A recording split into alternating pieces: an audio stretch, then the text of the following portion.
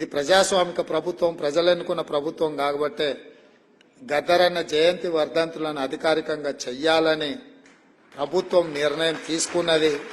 దాన్ని శాసనం చేయడం జరిగింది. ఇదే కాదు, మొన్న సినీ ప్రముఖులందరూ కూడా నన్ను కలవడానికి వచ్చి చాలా విషయాలు ప్రస్తావిస్తూ గత ప్రభుత్వంలో నంది అవార్డులు ఉండేటివి మీరు పునరుద్ధరిస్తే బాగుంటది అని చెప్పి సినీ ప్రముఖులందరూ నన్ను అడుగుతా ఒక మాట చెప్పిన. నంది అవార్డులు కాదయా, ఖచ్చితంగా మా ప్రభుత్వం అవార్డులు ఇస్తుంది, ఆ అవార్డుల పేరు గద్దర్ అవార్డులు ఉంటాయని చెప్పిన.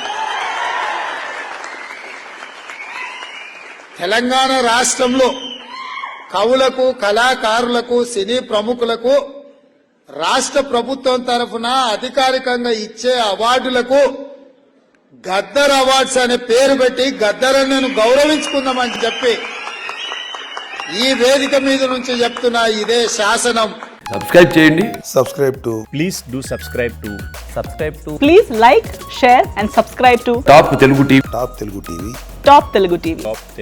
Top Telugu TV.